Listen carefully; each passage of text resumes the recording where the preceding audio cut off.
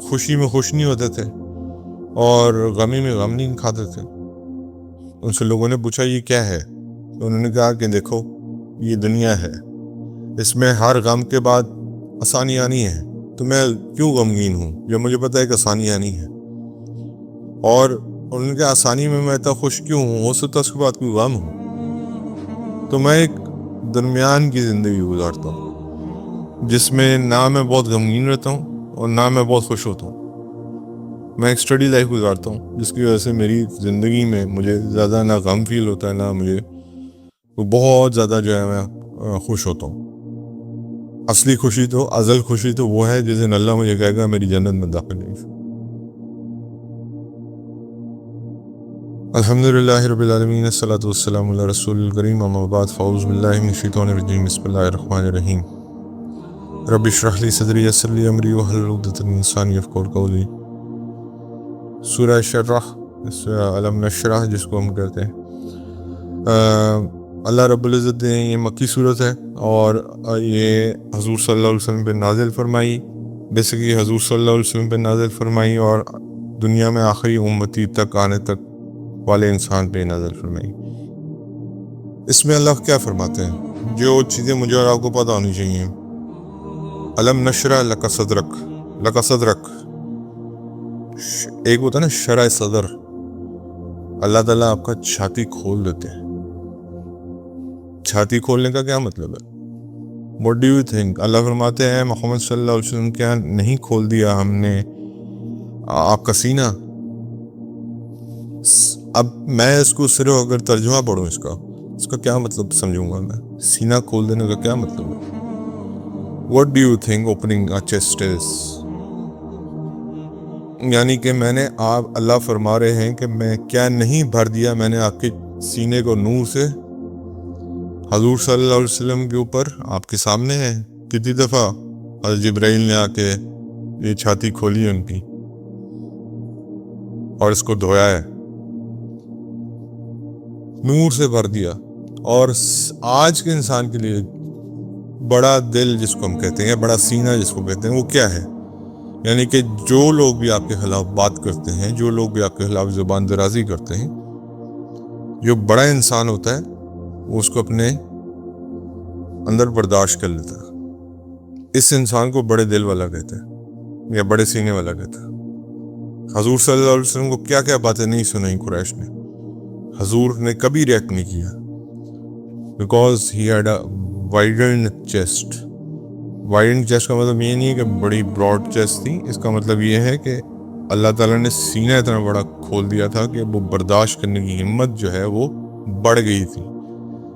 آج ہم کیوں لوگ کہتے ہیں کہ یار اس انسان کا دل بڑا ہے؟ اس لیے بڑا ہے کیونکہ وہ بہت ساری چیزوں کو برداشت کر جاتا ہے. اس لیے بڑا ہے کہ وہ بہت ساری چیزوں کو فرگو کر دیتا ہے. اس لیے بڑا ہے کہ وہ لوگوں کے لیے اچھے اخلاق سے پیش آتا ہے یا لوگوں کی مدد کرتا ہے. پھر آگے اللہ فرماتے ہیں وَوَضَعْنَا عَنْكَ وِزْرَكَ، اور اتار دیا ہم نے آپ پر سے بوجھ. اب اللہ کے نبی کے اوپر کیا بوجھ تھا؟ اب اگین میں یہ صرف ترجمہ جب پڑھتا ہوں تو آپ کو سمجھ آتی ہے اس ترجمے کی. لوگ کہتے ہیں کہ یار ترجمہ خود پڑھو آپ قرآن سمجھ لو گے. کیسے سمجھ لیں گے؟ کیا آپ کو سمجھ آ رہی اس بات سے؟ اس میں آپ کو علماء کا سہارا لینا پڑتا ہے. اتار دیا آپ کے اوپر سے بوجھ، اتار دیا آپ کے اوپر سے بوجھ کا کیا مطلب ہے؟ اس کا مطلب یہ ہے کہ آپ کے اگلے اور پچھلے گناہ سارے معاف کر دیے، آپ معصوم ہیں. یعنی کہ یہ ہر انسان کے لیے، یہ اللہ کے نبی تو معصوم تھے، باقی انبیاء بھی معصوم تھے، یعنی کہ ان کے اوپر سے یہ بوجھ اتر گیا، یعنی کہ اگلے پچھلے گناہ سب معاف ہیں، وہ گناہ کر ہی نہیں سکتے. لیکن عام انسان کے لیے کیا ہے کہ جب وہ گناہ کرتا ہے تو اپنا بوجھ اتارے. بوجھ کیسے اتارتے ہیں؟ کیسے اتارتے ہیں بوجھ؟ توبہ کر کے، اللہ سے رجوع کر کے. تو اس میں میرے لیے اور آپ کے لیے نشانی ہے کہ بھائی میں اور آپ معاذ اللہ نبی تو ہے نہیں، یا کوئی بہت بڑے اللہ کے ولی تو ہے نہیں کہ ہمارے گناہ کا بڑے کام ہوں گے اور نیکیاں بہت زیادہ ہوں گی. تو ہمارے اوپر تو گناہ ہی زیادہ لدے ہوئے ہیں، بوجھ ہی بوجھ ہے. اور ہماری کمر جو ہے نا وہ جھکی ہوئی ہے گناہوں کے بوجھ سے، چاہے ویسے یوں اکڑ کے چلتے ہوں لیکن اندر کھاتے اللہ کو ہی پتہ ہے ہمارے حالات کیا ہیں. تو یہ بوجھ کیسے اتارنا ہے؟ ہم نے اللہ سے معافی مانگ کے. الذی انقض ظہرک، وہ بوجھ جو توڑ دے رہا تھا آپ کی کمر. یعنی کہ پروفٹ صلی اللہ علیہ وسلم کے کانٹیکسٹ میں یہ بات آتی ہے کہ اللہ کے نبی صلی اللہ علیہ وسلم بہت پریشانی لیتے تھے ہر انسان کی، یہ ہر انسان ہدایت پہ آ جائے، ہر انسان ہدایت پہ آ جائے.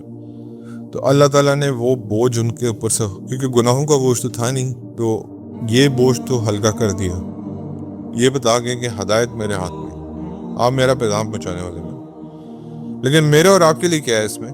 میرے اور آپ کے لیے یہ ہے کہ ہم اتنا بوجھ نہ اکٹھا کر لیں گناہوں کا اپنے پیچھے کہ میری اور آپ کی کمر ٹوٹ جائے. یہ آج تو نظر نہیں آ رہا مجھے اور آپ کو. آپ وضو کر کے ریلیف فیل کرتے ہیں یا نہیں کرتے؟ آپ مجھے صرف ایک بات بتائیں، آپ کا دماغ، دل و دماغ، جسم ہلکا ہوتا ہے نہیں ہوتا؟ اس کی کیا وجہ ہے؟ جب اللہ کہتے ہیں، اللہ کے نبی صلی اللہ علیہ وسلم کہتے ہیں کہ وضو کے اندر گناہ بہتے ہیں، یوں بہتے ہیں جیسے پانی بہہ رہا ہوتا ہے. منہ کے گناہ بہہ رہے ہیں، ہاتھ کے گناہ بہہ رہے ہیں، بازوؤں کے، پاؤں کے، جو گناہ کیے سب بہہ. You feel lighter.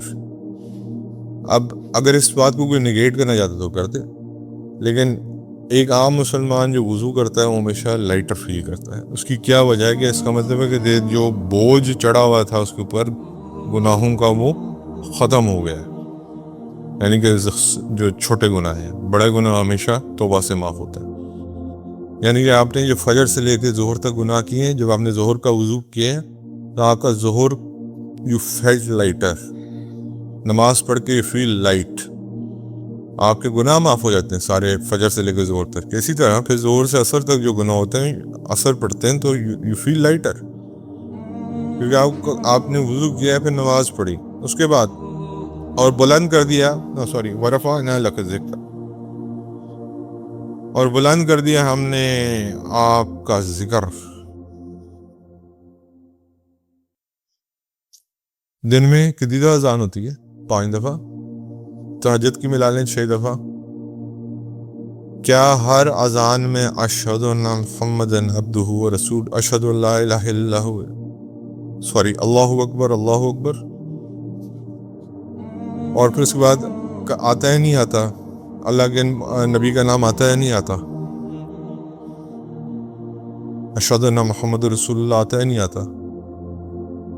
ایک دفعہ نہیں، کتنی دفعہ آتا ہے؟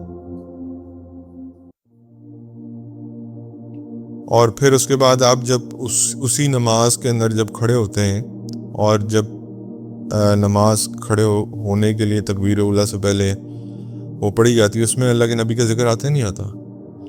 اور سب سے بڑی بات میرے بھائی، کلمہ از انکمپلیٹ. لا الہ الا اللہ اگر آپ پڑھیں گے تو کیا آپ مسلمان ہو جائیں گے؟ وہاں پہ لا الہ الا اللہ محمد رسول اللہ پڑھیں گے تو آپ مسلمان ہوں گے. تو اللہ نے اپنے نام کے ساتھ کھڑا کر دیا محمد صلی اللہ علیہ وسلم کا نام، اور ان کا ذکر ہمیشہ کے لیے بلند کر دیا. آخری انسان تک محمد صلی اللہ علیہ وسلم کو، اگر مائیکل ہارٹ میرے لیے کوئی وہ ایک بینچ مارک نہیں ہے، لیکن اگر وہ خود کرسچن ہو کے حضرت عیسیٰ کو 3rd نمبر پہ رکھ رہا ہے دا 100 بیسٹ مین میں، تو محمد صلی اللہ علیہ وسلم کو پہلے نمبر پہ رکھ رہا ہے. کیا ان چیزوں کا کیا مطلب ہے؟ اس کا مطلب یہ ہے کہ اللہ کے نبی کا ذکر ہمیشہ بلند رہے گا، چاہے جو مرضی، جو بلاسفیمی کرنے والے ہیں وہ جو مرضی کرتے رہے. مدینہ منورہ کے آگے، اس روضہ رسول کے آگے ہر کوئی سلامی دینے جاتا ہی جاتا ہے. جتنا کمزور سے کمزور مسلمان ہو اس در پہ سلامی دینے جاتا ہے. اس کے بعد فَإِنَّ مَعَ الْعُسْرِ يُسْرًا، یعنی کہ بے شک مشکل کے ساتھ آسانی بھی ہے. اور یہاں پہ حضور صلی اللہ علیہ وسلم کو بھی انکریج کیا جا رہا ہے، اور مجھے اور آپ کو بھی انکریج کیا جا رہا ہے، یعنی کہ ہر مشکل کے بعد میرے بھائی آسانی آتی. Nothing is permanent. Everything in this world is temporary. ادھر کی خوشیاں بھی ٹیمپرری ہیں، ادھر کے غم بھی ٹیمپرری ہیں. ہر غم کے بعد خوشی آئے گی. There is a ray of hope. At the end of a tunnel, یعنی کہ ایک لائٹ آپ کو نظر آتی ہے. اللہ کہہ رہے، میں نہیں کہہ رہا. یعنی کہ آپ کے لیے آسانی آئے گی. پھر اس کو اللہ نے ریپیٹ کیا، اِنَّ مَعَ الْعُسْرِ یُسْرًا، یعنی کہ یقیناً مشکل کے ساتھ آسانی ہے. 2 دفعہ اللہ نے کہا. اللہ کے لیے ایک دفعہ کہہ دینا کافی ہے، لیکن اللہ نے 2 ٹائم اس کو ریپیٹ کیا. یعنی کہ ہر مشکل کے بعد آسانی. صحابی تھے، خوشی میں خوش نہیں ہوتے تھے اور غمی میں غم نہیں کھاتے تھے. ان سے لوگوں نے پوچھا یہ کیا ہے؟ تو انہوں نے کہا کہ دیکھو یہ دنیا ہے، اس میں ہر غم کے بعد آسانی آنی ہے، تو میں کیوں غمگین ہوں جب مجھے پتہ ہے کہ آسانی آنی ہے. اور انہوں نے کہا آسانی میں اتنا خوش کیوں ہوں، ہو سکتا اس کے بعد کوئی غم ہو. تو میں ایک درمیان کی زندگی گزارتا ہوں جس میں نہ میں بہت غمگین رہتا ہوں اور نہ میں بہت خوش ہوتا ہوں. میں ایک اسٹڈی لائف گزارتا ہوں جس کی وجہ سے میری زندگی میں مجھے زیادہ نہ غم فیل ہوتا ہے، نہ مجھے بہت زیادہ جو ہے میں خوش ہوتا ہوں. اصلی خوشی تو ازل خوشی تو وہ ہے جس دن اللہ مجھے کہے گا میری جنت میں داخل نہیں. فَإِذَا فَرَغْتَ فَانْصَبْ، پھر آپ جب کہ فارغ ہو چکے تو محنت کیجئے فرائض نبوت میں. یعنی کہ دنیاوی کاموں سے جب آپ فارغ ہو جائیں تو پھر آپ you have to work on your religion. میں اور آپ یہ چلیں، اللہ کے نبی صلی اللہ علیہ وسلم کے فرائض کچھ اور تھے، ہم ان کو ڈسکس نہیں کرتے. ہی واز دا پرفیکٹ مین، ان کی ایگزامپل ہم ڈسکس نہیں کرتے. لیکن میرا اور آپ کے لیے کیا ہے کہ بھائی بہت بزی ہیں، جاب پہ آنا ہے، کوئی بات نہیں. اللہ تعالیٰ کہتے ہیں نو پرابلم، جب تھوڑا سا ٹائم ملے میری بات کے لیے کھڑے ہو جاؤ، اتنا وقت نکال لو. کم از کم اور کچھ نہیں تو مسجد میں جا کے نماز پڑھ لو، کم از کم اور کچھ نہیں تو تھوڑی دیر مسجد میں بیٹھ کے ذکر کر لو. فارغ ہو نا، سکون ملے گا تمہیں. الٹا تمہارا ہی فائدہ ہے. قلبوں کا اطمینان اللہ نے کس میں رکھا ہے؟ اپنے ذکر میں. اللہ خود ہی فرماتے ہیں. اس کے بعد آخر میں اللہ فرماتے ہیں وَإِلَىٰ رَبِّكَ فَارْغَب، اور اپنے رب کی طرف دل لگائے رکھو.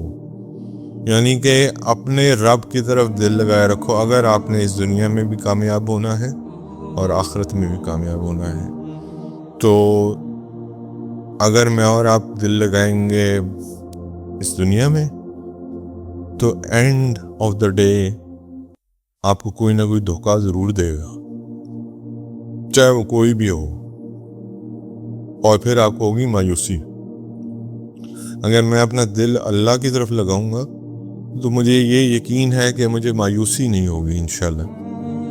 اللہ تعالیٰ مجھے اس کا پورا کا پورا اجر و ثواب عطا فرمائیں گے.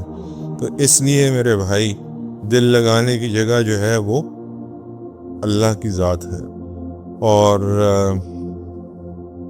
جیسے وہ بڑا مشہور مصرع ہے کہ یہ دنیا جی لگانے کی جگہ نہیں ہے، یہ عبرت کی جگہ ہے، تماشا نہیں. دنیا جو ہے وہ جگہ دل لگانے کے لیے نہیں ہے. لیو ایز اے ٹریولر. پروفٹ صلی اللہ علیہ وسلم کی حدیث ہے جس میں انہوں نے کہا کہ ایسے رہو جیسے تم ایک ٹریولر ہو. بات یہ ہے. اور یہ ورفانہ لگا ذکرک میں ایک اور بات علماء لکھتے ہیں کہ جب روز محشر قائم ہوگا، جب خواتین اپنا حمل ڈراپ کر دیں گی ڈر سے، جو کالے بال والے ہیں ان کے بال سفید ہو جائیں گے، ماں بیٹوں کو پہچاننے سے انکار کر دے گی، باپ بیٹے کو پہچاننے سے انکار کر دے گا، بیٹا ماں باپ کو پہچاننے سے انکار کر دے گا، وائف ہسبینڈ کو پہچاننے سے انکار کر دے گی، ہسبینڈ وائف کو پہچاننے سے انکار کر دے گا. اس وقت صرف ایک بندہ ہوگا جو آپ کو پہچانے گا، اور وہ محمد رسول اللہ ہوں گے. اور محمد رسول اللہ صلی اللہ علیہ وسلم کہیں گے میں ادھر موجود ہوں، میری امت کے لیے میں ادھر موجود ہوں. تو ورفانہ لگا ذکرک، میں ادھر موجود ہوں، میں ادھر موجود ہوں. یعنی کہ یہ ذکر صرف اللہ نے اس دنیا میں بلند نہیں کیا، ادھر بھی جب محشر میں نفس نفسی ہوگی محمد صلی اللہ علیہ وسلم ادھر بھی موجود ہوں گے. مجھے اور آپ کو بچانے کے لیے ان کی شفاعت ادھر بھی موجود ہوگی. لیکن ہم اپنے معاملات تو ایسے بنائیں کہ وہ ہم شفاعت کے قابل ہو جائیں.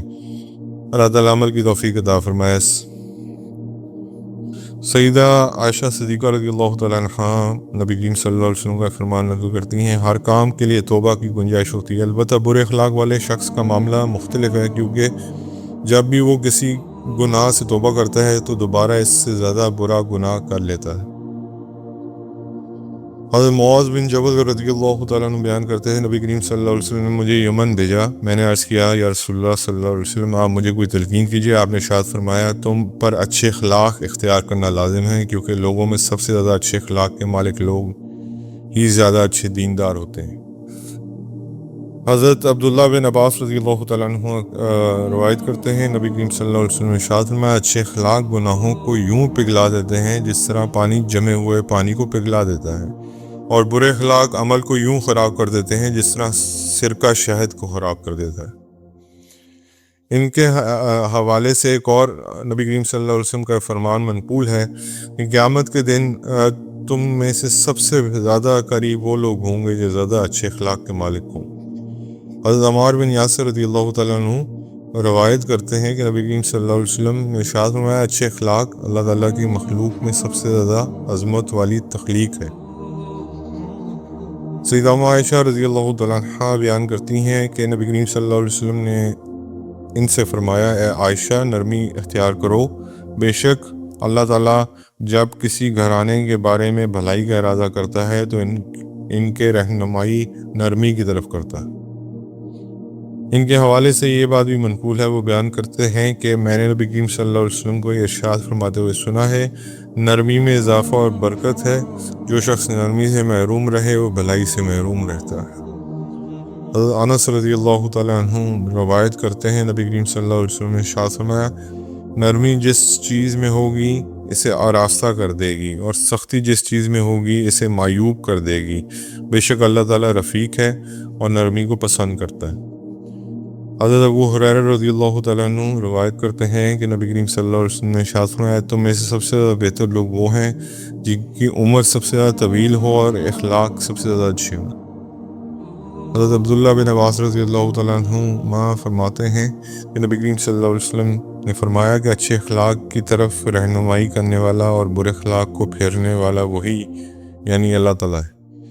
ان کے حوالے سے یہ بات بھی منقول ہے، وہ بیان کرتے ہیں کہ میں نے نبی کریم صلی اللہ علیہ وسلم کو ارشاد فرماتے ہوئے سنا جس بھی شخص کے اخلاق اور ظاہری خلقت کو اللہ تعالیٰ نے اچھا رکھا اللہ تعالیٰ اسے کبھی جہنم میں نہیں ڈالے گا۔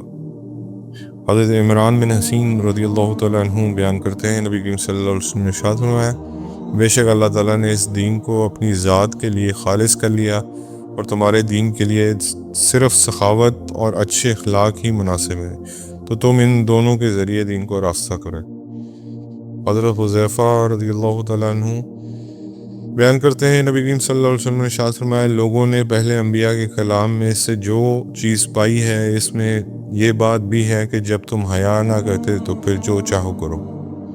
سیدہ ام سلمہ رضی اللہ تعالیٰ عنہا نے نبی کریم صلی اللہ علیہ وسلم کا ارشاد نقل کرتی ہیں کہ بتوں کی عبادت اور شراب نوشی کے بعد میرے پروردگار نے مجھے سب سے زیادہ پہلے جس چیز کے بارے میں تلقین کی ہے اور جس چیز سے منع کیا ہے وہ لوگوں کے ساتھ لڑائی جھگڑا کرنا ہے۔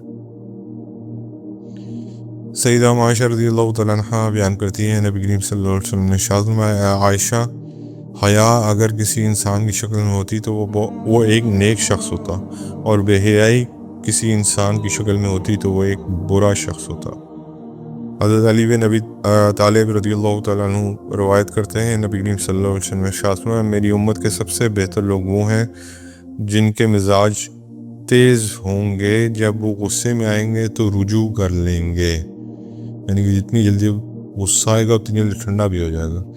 حضرت انس رضی اللہ تعالیٰ عنہ روایت کرتے ہیں نبی کریم صلی اللہ علیہ وسلم نے ارشاد فرمایا بے شک اللہ تعالیٰ رفیق ہے، وہ نرمی کو پسند کرتا ہے اور نرمی پر وہ چیز عطا کرتا ہے جو سختی پر عطا نہیں کرتا۔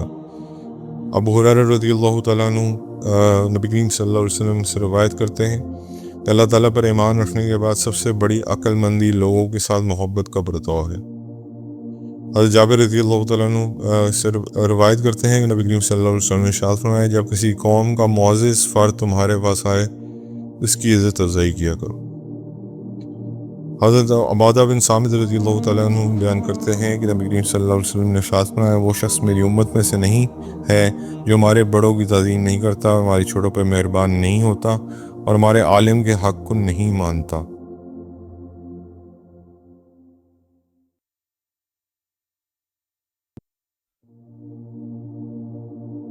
اور انس بن مالک سے روایت کرتے ہیں کہ نبی کریم صلی اللہ علیہ وسلم نے ارشاد فرمایا تمام جہان خواتین میں سے بہترین مریم بنت عمران، خدیجہ بنت خویلد، فاطمہ بنت محمد اور فرعون کی بیوی آسیہ ہیں۔ حضرت برا رضی اللہ تعالیٰ عنہ بیان کرتے ہیں کہ جب نبی کریم صلی اللہ علیہ وسلم کے صاحبزادے حضرت ابراہیم رضی اللہ تعالیٰ عنہ کا انتقال ہوا تو نبی کریم صلی اللہ علیہ وسلم نے ارشاد فرمایا اس کے لیے جنت میں ایک پالنے والی موجود ہے۔ حضرت عبداللہ بن عباس رضی اللہ تعالیٰ عنہ بیان کرتے ہیں حضرت علی رضی اللہ تعالیٰ عنہ نے فاطمہ رضی اللہ تعالیٰ عنہ کے مہر میں لوہے کی بنی ہوئی زرہ دی تھی۔ حضرت ابن بریدہ رضی اللہ تعالیٰ عنہ اپنے والد کے حوالے سے نبی کریم صلی اللہ علیہ وسلم کا بیان نقل کرتے ہیں کہ میں جس کا ولی ہوں علی اس کا ولی ہے۔